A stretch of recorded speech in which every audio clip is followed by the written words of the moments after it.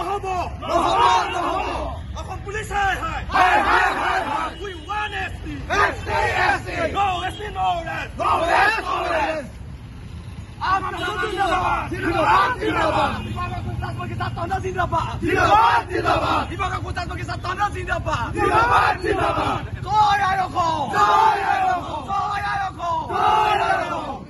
ধুবুৰী কুলুকঞ্জত সদৌ কুজাবংশী ছাত্ৰ সন্থা আৰু কুজাবংশী ৰাইজে যি গণতান্ত্ৰিকভাৱে এক ধৰ্ণা কাৰ্যসূচী মৌনভাৱে অৱলম্বন কৰিছিলে সেই ধৰ্ণা কাৰ্যসূচীত কিন্তু আমি দেখিবলৈ পালো মাননীয় মুখ্যমন্ত্ৰী হিমন্ত বিশ্ব শৰ্মাৰ যি নেতৃত্বাধীন বিজেপি চৰকাৰ আছে এই চৰকাৰ আৰু তেওঁৰ পোহনীয়া যি আৰক্ষী বিভাগ আছে এই আৰক্ষী বিভাগে কিন্তু আজি চৰম ৰাইজৰ ওপৰত বৰ্বৰতা প্ৰদৰ্শন কৰিলে আমি তাক ধিক্কাৰ জনাইছো পোনপ্ৰথমতে।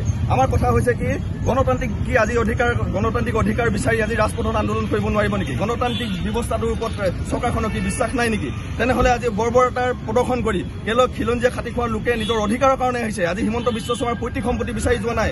আমাৰ দাবী দেশ স্বাধীন হোৱাৰ পাছৰ পৰাই কোচ ৰাজবংশীসকলৰ জনজাতিকৰণৰ মৰ্যাদাৰ যি দাবী আছিলে এই দাবী কেন্দ্ৰীয় চৰকাৰে সেই সময়তে আমাক প্ৰতিশ্ৰুতি প্ৰদান কৰিছিলে 1949ত।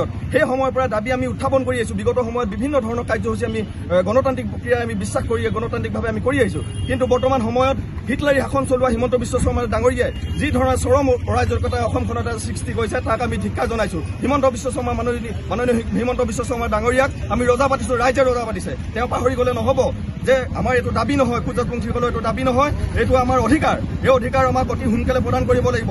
আমাৰ এছটিটো 1996ত আমি এছটি পাইছো, সেই একেটা প্ৰক্ৰিয়াৰে আমাক এছটি প্ৰদান কৰিব লাগিব। নিৰ্বাচনৰ আহিলে কেৱল বৈতৰণি পাৰ কৰা আহিলা হিচাপে প্ৰদান কৰি আহিছে। আৰু বৰ্তমান সময়ত দেখিছে বৰ্তমানৰ 6 জনগোষ্ঠীৰ ৰাইজ যিধৰণে অসমত সজাগ আৰু সচেতন হৈ ওলাইছে। আমি সকলো ৰাইজকে বিভিন্ন ৰাজনৈতিক দল ত্যাগ কৰি জাতিৰ স্বাৰ্থত জাতিৰ অধিকাৰ ৰক্ষা কৰাৰ স্বাৰ্থত অসমখন এখন সুৰক্ষিত অসমলৈ পৰিৱৰ্তন কৰিব লাগে। তাৰ কাৰণে যিসকল ৰাইজ আছে বিভিন্ন ৰাজনৈতিক দলত সকলো ৰাজনৈতিক দল ত্যাগ কৰি জাতীয় এই সংগ্ৰামখনত সহযোগিতা কৰিব লাগে বুলি আমাৰ স্পষ্ট দাবী।